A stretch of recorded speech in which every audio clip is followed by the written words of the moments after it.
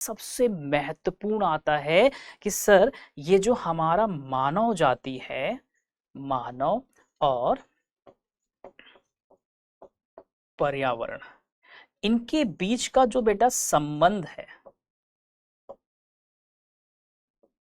कैसा है,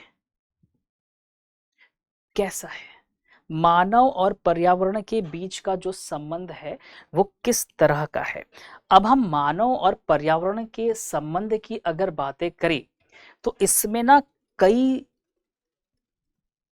इसके बिंदु हैं। अगर हम इसके हिस्टोरिकल पार्ट को पढ़े, जैसे आपसे अगर हम बात करें कि बेटा अगर आप मान के चलो ना लगभग 2.5 लाख वर्ष पहले चले जाइए, लगभग 2.5 लाख वर्ष पूर्व और लगभग 10,000 ईसा वर्ष पूर्व की बातें अगर हम लोग करें तो हम लोग पहुंच जाएंगे पाषाण काल में। कहाँ पहुंचेंगे बेटा? पाषाण काल में, है ना। तो हम लोग कहाँ पहुंचेंगे? पाषाण काल में पहुंचेंगे। समझना ये चीज, ये कॉन्सेप्ट समझ जाएंगे तो बहुत आसान होगा और चीजों को समझना। ये कहाँ पहुंच जाएंगे? पाषाण काल की, है ना। और एक हम अब चर्चा करेंगे, पूरा चर्चा हिस्ट्री में लेके हम नहीं जा रहे हैं आपको, आपको सिर्फ भूगोल में रखेंगे। एक होता है नवपाषाण काल, एक क्या होता है बेटा? नवपाषाण काल। तो एक हम लोग पढ़ते हैं हिस्ट्री में पाषाण काल और एक पढ़ता है न्यू, है ना। एक होता है नवपाषाण काल। अगर हम इन दोनों की चर्चा करें तो ये लगभग 4,500 या 4,000 ईसा वर्ष पूर्व के समथिंग की बातें हैं और ये है 10,000 समथिंग मान लीजिए। तो इन दोनों में दो चीज देखने को मिलेगा। जैसे यहाँ पे शब्द लिखा है कि मानव और पर्यावरण संबंध, मानव का संबंध पर्यावरण के संग कैसा है, ठीक है ना। ध्यान रखिएगा इन सब से मानव का संबंध कैसा है, तो इन सब का संबंध मतलब किससे? इनसे। तो प्राकृतिक संसाधन, प्राकृतिक संसाधन का मतलब हमारा पर्यावरण, इन्वायरमेंट सब आ जाएगा, A to Z चीजें आ जाएंगी। तो आप बोलोगे हाँ सर, तो हम इन सभी जगहों पे, नदियां, पर्वत, ये सब जगहों पे हम ये लिख सकते हैं यहाँ पे पर्यावरण। तो आप बोलोगे हाँ सर ये तो उसी में आ जाएगा, ये तो उसी में आ जाएगा सब कुछ एरियाज में। तो मानव का संबंध कैसा है, इस चीज को पढ़ना और इन्हीं का अध्ययन करना ही भूगोल है और कुछ भी नहीं है।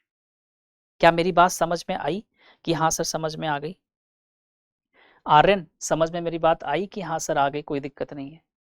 कहने का मतलब है कि जब पाषाण काल की बेटा हम लोग चर्चा कर रहे हैं ना, तो पाषाण काल में क्या हुआ था पता है आपको? पाषाण काल के समय में मानव को नियंत्रण कौन करता था? ठीक है, ध्यान रखिएगा कि पाषाण काल की अगर हम बेटा बात करें, ध्यान से समझना, अगर हम किसकी बात कर रहे हैं? पाषाण काल, ठीक। ध्यान रखिएगा इस टाइम में मानव, पर्यावरण संबंध की अगर हम लोग बात करें तो मानव को नियंत्रण करने का कार्य पर्यावरण करता था।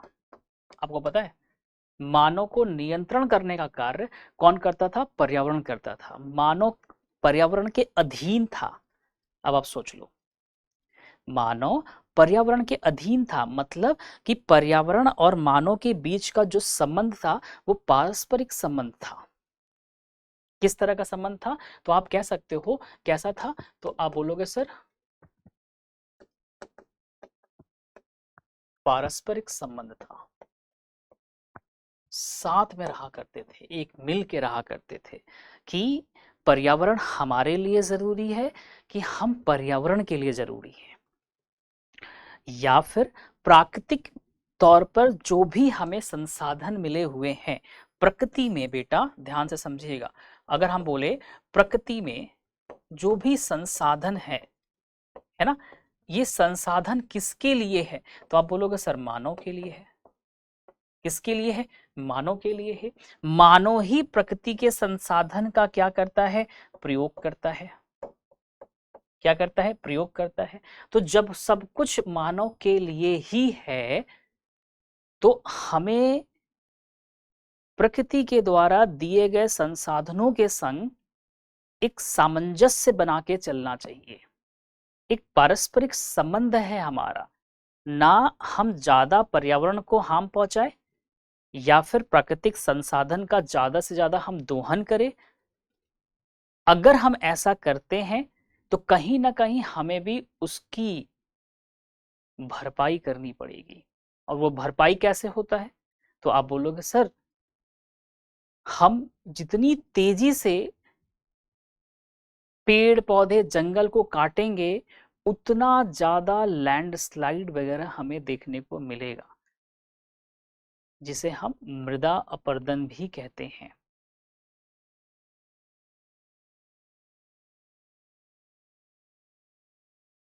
भूस्खलन भी कहते हैं।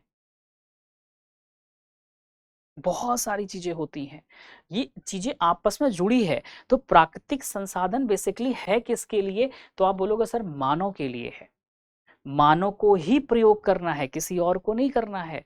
तो हमारा और पर्यावरण या फिर प्राकृतिक जितनी सारी संसाधन है उनके संग जो हमारा एक संबंध है ना, वो पारस्परिक संबंध है, साथ में मिलके रहना है। और उस वक्त में पाषाण काल में सोचो, मनुष्य के ऊपर जो नियंत्रण था वो किसका था? पर्यावरण का ही था। जितने सारे रिसोर्सेस है उनका था। इसीलिए तो उस काल के जो लोग थे, जो मनुष्य थे, ये क्या थे? तो आप बोलोगे सर ये सभी आखेट थे। आखेट पढ़ा होगा आपके एनसीईआरटी में लिखा है। आखेट का मतलब क्या होता है?